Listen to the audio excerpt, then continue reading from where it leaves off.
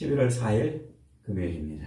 오늘은 마태복음 24장 1절로 마지막 51절 말세에 행할 세 가지라는 제목입니다. 말세에 행할 세 가지.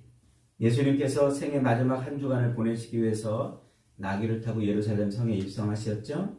그곳에서 성전을 통결케 하는 사건을 한번 행하시고 또 종교 지도자들에게 세 번의 시험을 잘 통과를 하셨어요. 그리고 이제 그들에게 또 하나님의 마지막 때 임할 일을 설명을 해주는 것이 오늘 우리가 읽은 24장의 말씀입니다. 그러니까 이 예루살렘 성은 평화의 성읍 이런 별명을 가지고 있는 도시죠. 그런데 지금 예수님은 뭘 보고 있는 거예요? 환란, 그 예루살렘에 임할 환란을 지금 보고 있는 거예요. 본문 24장은 이렇게 독특한 구조로 되어 있어요. 먼저 24장을 이해하려면 그 구조를 알아야 돼요. 첩첩산중의 구조다. 저는 이렇게 이름을 붙여놨어요. 제가 붙인 이름이에요. 첩첩산중. 이 말은 계시의 이중성이라는 말을 말하는 거예요. 계시의 이중성. 그러니까 첩첩산중이라는 말이 뭐예요? 산이 여러 개가 막 겹쳐 있다는 거죠. 오늘 본문도 그렇게 여러 개의 이야기들이 이렇게 겹쳐 있는 거예요. 크게는 두 봉우리가 이렇게 겹쳐 있어요. 크게 보면 첫째 봉우리는 예루살렘 성이 멸망할 것이라는 이야기고, 그 다음 봉우리는 예수님이 재림할 것이라는 봉우리입니다. 이 두 봉우리가 이렇게 겹쳐서 큰 산을 이루고 있는데, 그 봉우리와 봉우리 사이에도 여러 산들이 지금 봉우리가 올라있다 하는 말이에요. 나귀를 타고 예루살렘 성에 들어오신 예수님은 그 더럽혀진 성전을 깨끗게 하시는 그런 행위를 성전 청결 사건을 통해서 보여주시죠. 그게 이제 예루살렘이 멸망할 것을 예표하신 행위예요. 그 예루살렘을 뒤집어 엎으시겠다는 그런 행위인 거죠. 그리고 이제 십자가에 달려 돌아가시기 직전에 감람산에 오르셔서 마지막 유언과 같은 설교를 지금 하고 계시는 거예요.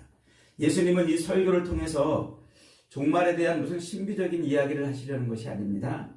그보다는 이제 곧 닥칠 예루살렘의 멸망과 그리고 예수님의 재림 때까지 있을 그 수많은 여러 가지 이런 환란들을 믿는 사람들로 하여금 잘 견디도록, 믿음을 잘 견디도록. 그래서 이 많은 환란, 미움과 핍박과 여러 가지 재난과 이런 환란들을 잘 견디어서 주님 오실 때까지 믿음을 견디하도록 하는 그런 목적으로 말씀을 하시는 거예요.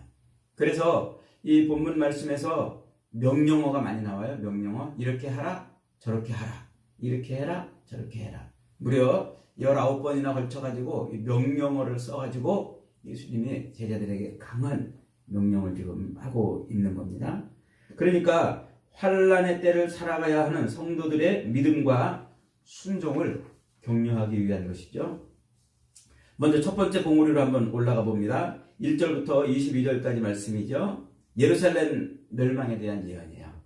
예루살렘 성전에 드나들면서 제자들은 그 성전의 규모에 압도당합니다. 아마 잠시 후면 자기들이 그 성전에서 예수님을 모시고 사람들에게 대접과 영광을 받을 꿈을 꾸고 있었을지도 모릅니다. 그런데 예수님의 한마디 말씀이 제자들의 그 꿈을 사정없이 깨트려 버렸어요. 2절 말씀에 너희가 이 모든 것을 보느냐 보지 못하느냐 내가 진실로 너희에게 이르노니 돌 하나도 돌 위에 남지 않고 다 무너뜨려지리라. 예루살렘 성전이 돌 위에 돌 하나도 남지 않고 다 허물어져 버릴 것이라는 말이죠. 예루살렘 성전은 BC 한 1000년쯤 솔로몬에 의해서 세워졌어요. 그래서 솔로몬 성전이라 이렇게 이름이 붙여지죠. 그것이 BC 한 586년에 약 한 400년쯤 지난 다음에 바벨론의 느부갓네살에 의해서 철저하게 파괴가 됩니다. 그러다가 70년 뒤에 포로에서 돌아온 백성들이 다시 그 자리에 성전을 세워요. 그 성전을 세우는 일을 진두지휘했던 사람이 스룹바벨인데, 그래서 그 성전 이름을 수룹바벨 성전이라 이름을 붙여놓습니다. 그렇게 BC 516년에 수룹바벨 성전이 세워진 이후로 예수님 시대까지 이제 그 성전이 계속 이어져 오는 거예요. 그러다가 그 역사의 부침 속에서 성전이 더러워지기도 하고 혹은 수복하기도 하고 이러면서 이제 진행해 오는데, 그러다가 BC 19년에 헤롯 대왕이 그 수룹바벨 성전을 리모델링을 하기 시작합니다. 이 헤롯은 뿌리가 어디라고 그랬어요? 에돔 사람이라고 그랬죠. 그래서 유대인이면서도 뿌리가 에돔 사람이기 때문에 유대인들에게 인정을 받지 못했어요. 그래서 유대인들에게 인정받고 환심을 살려고 그 성전, 그 볼품없이 세워져 있던 수룹바벨 성전을 아주 거대하게 리모델링을 해냅니다. 그래서 BC 19년에 시작이 돼가지고 AD 64년에 가서 완공이 돼요. 약 한 2-3년쯤 80년이 넘게 걸리는 대단히 큰 공사를 한 것이죠. 그래서 그렇게 수룹바벨 성전은 이제 흔적도 없이 사라지고, 예수님이 계신 때 성전이 아직 완공은 안 됐지만 그러나 아주 대단한 규모로 헤롯 성전이 엄청나게 화려한 모습을 하고 있는 겁니다. 그러다가 약 2년 그렇게 해서 AD 64년에 헤롯 성전이 완공이 돼요.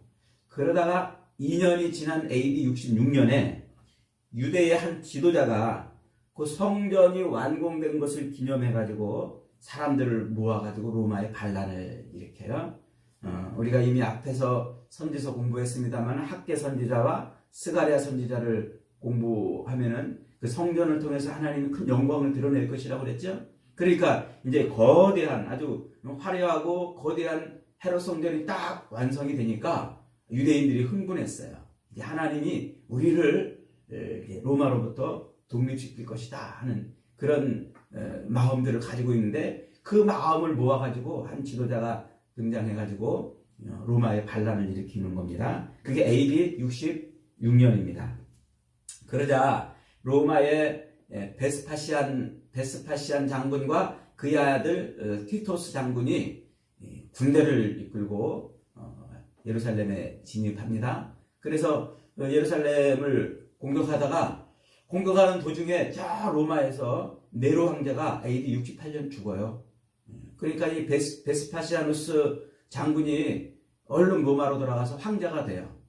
아버지가 황제가 됐으니까 그 아버지 황제의 그 지원, 아낌없는 지원을 받아가지고 예루살렘에 남아있는 그 아들 타이투스 장군이 예루살렘을 아주 꽁꽁 에워싸고서 예루살렘 성벽보다 더 높은 흙 담벽을 세워놓고 그렇게 예루살렘을 이제 공격합니다. 그렇게 한 5개월 동안 아주 고립을 시켜놓고 이렇게 공격을 하고, 결국은 AD 70년 6월절에 그 성전을 예루살렘을 공격해서 예루살렘을 함락시키고 성전을 허물어 버리죠. 그리고 자기가 그 예루살렘 성전을 허물어 버린 기념으로, 예루살렘을 함락하고 성전을 허물어 버린 기념으로 서쪽 벽에 한 100m 정도만 남겨놔요. 그게 지금의 통곡의 벽이라고 하는 흔적입니다.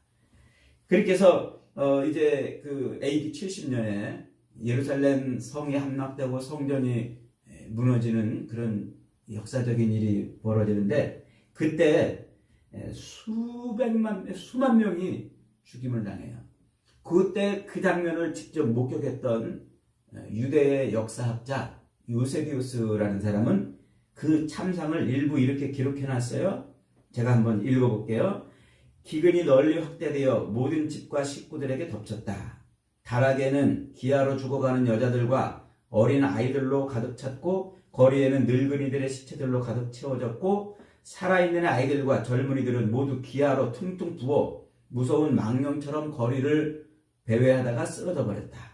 예루살렘 거리에는 로마 군인들에게 찔려 죽임당한 유대인들의 피가 흘러 작은 시내를 이루었고, 그것이 말 굴레까지 차고 넘쳤다.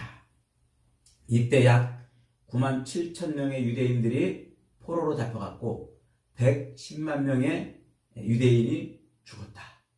성전은 흔적도 없이 사라졌다. 이렇게 그날 그 참상을 보고 기록해 놓은 것입니다. 예수님이 오늘 본문에 예루살렘이 멸망할 것이라는 예언을 한 뒤로 딱 40년 뒤에 벌어진 일이지요. 그리고 다시 50년이 지난 AD 70년에서 50년이 지난 AD 한 135년쯤에 발코 개발하는 거짓 선지자, 거짓 메시아가 일어나서 또 로마의 반란을 일으켜요. 하지만 금방 또 제압되고 이때 또 예루살렘에서 58만 명이 죽습니다. 그래서 예루살렘은 정말 유대인들의 피로 물든 아주 황폐한 땅이 되지요. 이때 로마는 아예 그 예루살렘 성에 들어가는 것을 법으로 금지시켜요. 들어가면 죽는다. 들어가면 사형. 이렇게 법으로 금지시켜요. 그러다가 이제 역사가 계속 흘러가다가 AD 326년에 로마의 콘스탄틴 황제가 예루살렘 성을 회복시킵니다. 이때는 지금 로마의 국교가 기독교가 된 때예요. 그래서 이 기독교의 근본인 예루살렘을 이제 콘스탄틴 황제가 회복을 시킵니다만, 그러다가 다시 한 300년쯤 있다가 AD 637년에 이슬람에 의해서, 무하마드에 의해서 예루살렘이 정복을 당하죠. 그때 정복당한 예루살렘은 이슬람에 의해서 짓밟히고, 그래서 그 예루살렘 성전이 있었던 자리에 회교도 성전이 성전이 세워지고, 무슬람 사원이죠. 그것이 세워지고 1917년까지 이렇게 회교도가 그것을 장악을 하게 되죠. 그리고서는 또 조금 있다가 회교도가 물러가니까 또 중동의 팔레스타인에 있는 사람들이 또 그것을 장악하다가 1945년에 이스라엘이 독립을 하게 되는 겁니다.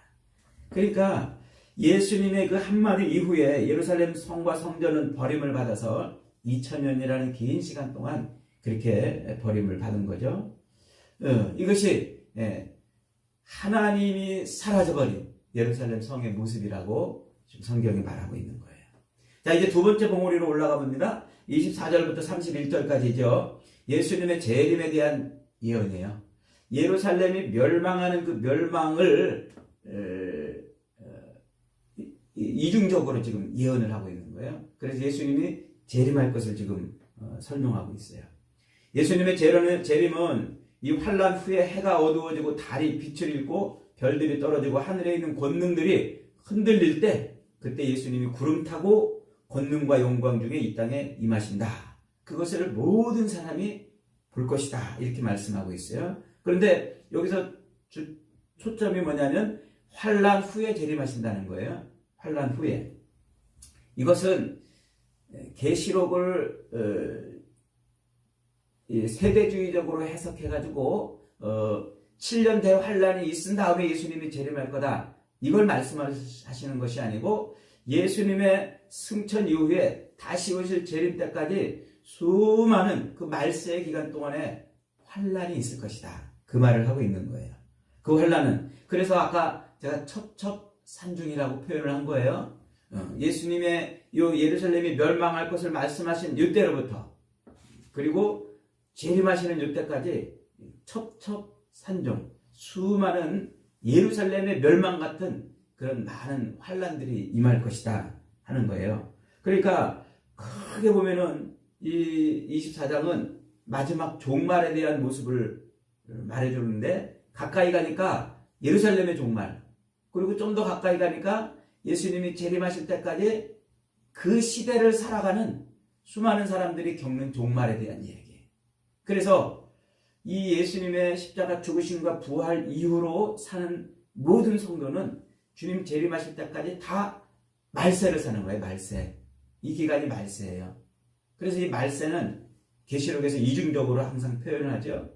이 기간 전체를 말세라고 표현하면서 동시에 이 기간 동안에 사는 성도들의 그 삶, 개인의 삶, 엄마 뱃속에서 태어나서 70, 85군, 90대 죽잖아요. 그 죽는 그 기간을 말세라고. 그러니까 내 인생이 말세인 거예요. 이 말세에 벌어질 일들, 그 일들을 지금 설명하고 있는 거예요. 그러니까 우리가 예수님이 재림하심으로도 우리 인생이 끝나지만 내 인생이 호흡이 끊어짐으로도 우리가 주님 앞에 서는 요게 말세, 이중적인 말세란 말이에요.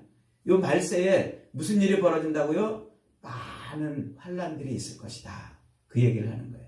그러니까 세대주의자들이 말하는 것처럼 7년대 환란을 말하는 것이 아니라 지금도 여전히 예수님 부활하신 이후에 계속 제자들이 수많은 환란을 당하고 핍박을 당했던 것처럼 지금도 여전히 그런 환란과 핍박이 있고, 그리고 이 핍박의 끝에는 뭐가 있다? 예수님의 재림이 있다. 이 얘기를 지금 하고 있습니다. 이 간단한 몇 절의 말씀에서 예수님의 재림이 어떻게 이루어질 것인가 하는 것을 대강 예측하게 해줍니다. 우선 예수님의 재림은 아무도 몰라요. 언제, 어떤 때, 어떻게 올지 모르는데 징조가 있다고 말하고 있어요. 징조. 그 징조는 하늘과 땅에서 보일 것이라 그럽니다. 그런데 그 징조들의 공통점이 뭐냐면 일탈 혹은 흔들림이라 이렇게 말해요. 천하 만물을 붙잡고 있던 그 권능과 질서가 흔들리는 거예요. 그래서 예수님이 재림하실 때가 되면은 그 권능, 그 질서가 흔들리는 거예요. 그 세상이 무법천지가 된다는 거예요. 요즘 점점 무법천지가 돼가고 있잖아요. 법 없는 세상이 어디 있어요? 다 어느 나라건 다 법이 있는데 이상하게 불법이 점점 더 성행해져요. 오늘 여기 말씀에서 이 말세가 되면 불법이 점점 성행해지리라 이렇게 말씀하신 그 말씀이 요거란 말이에요. 그 질서, 권능, 권세가 무너지는 거죠. 그리고 또 예수님의 재림은 처음 올 때와는 전혀 다른 모습이에요. 재림 때는, 처음 오실 때는 마구간에서 태어났지만 재림 때는 큰 권능을 갖고 오신다 그래요.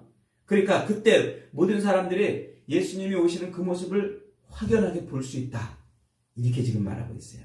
그 예수님이 재림하시는 그 모습은 모든 사람들에게 확연하게 보이는 모습으로 또 권능과 영광을 입고 오시기 때문에 모두가 다 그걸 보고 그 주님을 보는 순간 다 기뻐 찬송을 하는 것이죠. 하지만 어떤 사람들은 두려워서 오줌을 쌀지도 모릅니다. 이렇게 예수님이 재림하시는 날은 어떤 날입니까? 사방에서 주님의 택한 백성들을 모으시는 날이에요. 그때 자기 이름을 부르는 거예요. 자기 이름. 그때 임병욱 하고 그러면 아멘 할렐루야. 정필조 그러면 아멘 할렐루야. 이름을 부른단 말이에요. 그런데 그때 자기 이름이 안 불러지면 꽝해요. 이름이 불러지도록 해야 되는 겁니다. 그런데 그 무덤 속에서 잠자는 자들도 이름이 불러지면 벌떡벌떡 부활을 하는 거예요. 그때 무덤 속에 잠자는 자들이 이름이 탁 불러지면 아멘 할렐루야 하고 이렇게 벌떡 일어나겠지만, 그러나 이름이 안 불러지는 사람들은 아멘 할렐루야 대신 노멘 놀렐루야 이렇게 비명을 지를 거예요. 노멘 놀렐루야. 제가 만든 말입니다만 해석을 하면 이런 뜻이에요. 아이쿠야 깜짝이야, 이제 진짜 죽었구나, 이제 진짜 망했구나, 산들아 내 위에 무너지고 바위들아 나를 덮어가지고 주님의 눈에서 나를 좀 가려다오, 이렇게 비명을 지를 거란 말이에요. 이게 마지막 때에 일어날 일이에요. 그래서 이 마지막 주님이 재림하심으로 완성이 될 마지막 때, 그때를 어떻게 살아야 되느냐, 그 말세를 어떻게 살아야 되느냐, 그게 32절부터 52절까지 나오는 비유의 말씀입니다. 말세를 사는 성도가 가져야 될 세 가지 태도죠. 그래서 첫째로 말세를 사는 성도들은 무엇보다도 성경 말씀에 능통해야 됩니다. 35절에 이런 말씀이 갑자기 불쑥 끼어들어요. 35절 봅니다. 천지는 없어질지언정 내 말은 없어지지 아니하리라. 이 모든 것이 다 어떻게 된다는 거예요? 주님이 말씀하신 대로 된다는 거예요. 모든 것이 다 주님 말씀하신 대로 된다. 그러니까 예수님의 말씀은 창조하는 능력의 말씀 아닙니까? 빛이 있으라 그러니까 빛이 있었어요. 또 예수님의 말씀은 천리안입니다. 천리안이 뭡니까? 거리와 시간의 제약을 받지 않고 모든 것을 꿰뚫어 보는 눈, 그것을 천리안이라고 이렇게 말합니다. 사람의 눈은 천리안이 안 되죠. 사람 눈은 천리가 뭡니까? 십리, 아니 오리도 안 보여요. 그리고 1시간, 2시간도 못 내다보고 5초도 못 내다봅니다. 사람 눈은 절대 천리안이 될 수가 없습니다. 그러나 우리 하나님의 눈은 천리안, 아니 만리안, 아니 영원부터 영원까지를 보시는 눈이에요. 그리고 이 주님의 눈은 장소도 관계없고 시간도 관계없이 모든 것을 꿰뚫어 보는 눈이란 말이죠. 우리 주님은 그 위대한 눈, 그 천리안, 만리안, 영혼을 꿰뚫어 보는 그 눈을 어디다가 담아 놓으셨어요? 하나님의 말씀에 담아 놓으셨어요. 성경에 담아 놓은 것이죠. 그래서 성경을 열면 모든 게 환하게 들여다 보이는 거예요. 성경을 열면 역사가 보이고, 성경을 열면 지금 현재가 보이고, 성경을 열면 미래가 보이는 거예요. 천리안이기 때문에 그렇습니다. 성경을 열면 그 속에 모든 게 들어있어요. 여러분, 그래서 우리가 이 천리안의 눈을 갖고 성경을 딱 들여다보는 순간 우리는 이 말세의 징조들, 주님이 재림하실 때는 어떤 일이 벌어지는구나 하는 것을 알아낼 수가 있는 거예요. 그래서 전쟁을 보면 말세로구나 알 수 있는 거죠. 거짓 선지자들과 이단들이 득세를 하고 활개를 치고 있는 모습을 보면 말세로구나. 세상 가족들과 또 친구들의 핍박을 보면 말세로구나. 지진이나 기근이나 이런 각종 재난들이 자꾸 일어나는 걸 보면 뭐라고요? 말세로구나. 지금 이렇게 불법이 성행하고 사람들에게 사랑이 점점 식어져 가고 사람들이 서로 미워하고 싸우고 그것으로 인해 전쟁이 일어나고 그것으로 인해 폭력과 또 그것으로 인해서 많은 재난과 이런 일이 벌어지면 지금 뭐라고요? 말세로구나. 이태원 참사 사고 같은 것도 보면 뭘 깨달아야 된다고요? 말세로구나. 한번 따라해 봅시다. 말세로구나. 이걸 잊어버리면 안 된다는 거예요. 그래서 이 천리안의 눈을 갖고 성경을 들여다보면 우리 성도들은 다 미리미리 보게 되는 거예요. 미리미리. 그러니까 남들이 보지 못하는 것을 보니까 생각이 달라지는 거예요. 남들이 보지 못하는 것을 보니까 삶이 달라지는 겁니다. 남들이 보지 못하는 것을 보니까 준비가 되는 겁니다. 남들이 보지 못하는 것을 보니까 그것을 가지고 모든 유혹과 핍박을 이겨낼 수 있는 거예요. 그래서 말씀에 능통해야 되는 거예요. 이 말씀을 자꾸 읽어야, 말씀을 자꾸 붙들어야 저와 여러분에게 천리안 안경이 끼어지는 줄 믿으시기를 바랍니다. 그 다음에 두 번째로 42절이죠. 뭐라고 말씀하세요? 깨어있으라 이렇게 말씀하세요. 깨어있으라. 주일이 언제 올는지 알지 못하는 거로 항상 깨어있어야 된다고 그러죠. 무엇으로 깨어있어야 됩니까? 예수님께서 깨어있으라 이렇게 말씀하신 것은 딱 하나밖에 없어요. 뭐에 관련된 겁니까? 기도에 관련된 겁니다. 기도, 그러면 깨어있는 거고, 예수님이 깨어있으라 그러면 기도하라 하는 말씀이에요. 설명이 더 필요 없는 말씀이죠. 그러니까 기도해야 되는 거예요. 그 다음에 마지막 45절 이하에 보면은 마지막 재림 때까지 해야 될 일이 뭐예요? 자기 맡은 일에 충성을 다해야 되는 거예요. 주의 일에 더욱 힘쓰는 태도가 필요한 거죠. 어제보다 오늘이 더 충성해야 되고 오늘보다 내일이 더 충성스러워야 합니다. 성도가 그렇게 충성해야 될 것이 뭡니까? 말씀 전파에 충성해야 되는 겁니다. 오늘 본문 24장의 핵심은 9절부터 14절의 말씀입니다. 우리 9절부터 14절 다시 한번 읽어볼까요?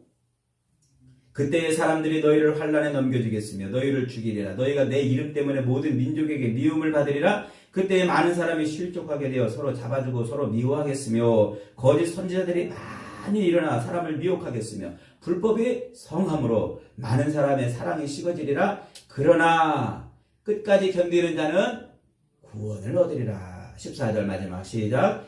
이 천국 복음이 모든 민족에게 증언되기 위하여 온 세상에 전파되리니 그제야 끝이 오리라.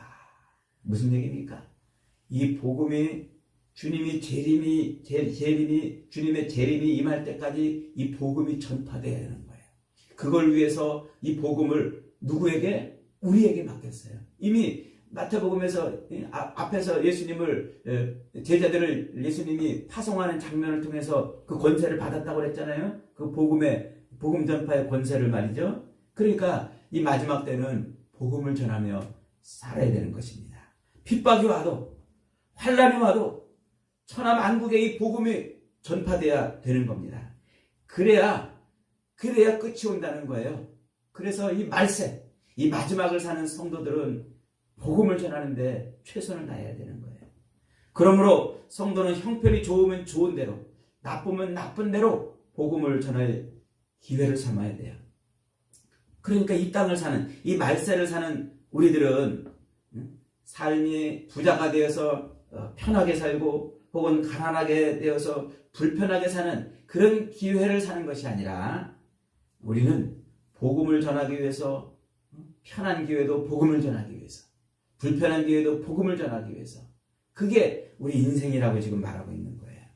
주의 일 중에서 가장 중요한 일이 바로 말씀을 전파하는 일입니다. 말세가 될수록 성도는 더욱더 이 일에 힘써야 돼요. 세상 일에 충성하다가 말씀을 내팽개치고 살면 그것은 어리석은 종입니다. 그러나 이 말씀을 전하는 일에 충성하고 살 때 착하고 충성된 종아 잘하였도다라는 칭찬을 듣는 거죠. 주님이 특별히 강조하시는 말씀이 있어요. 37절에 노아의 때와 같이 인자의 임함도 그러하리라.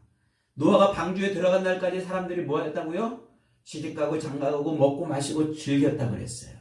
홍수가 나서 그들을 멸하기까지 깨닫지 못했다고 그랬어요. 여러분, 배는 산 위에 짓는 것이 아닙니다. 배는 바다에서 지어야 돼요. 하지만 하나님의 말씀이 내 속에 들어오고 그것이 내 비전이 되면 노아처럼 산 위에 배를 짓는 것이 믿음입니다. 산 아래 사람들이 먹고 마시며 시집가고 장가가는 일들에 미련을 두고 거기에 붙들려 사는 것을 부러워하면 안 됩니다.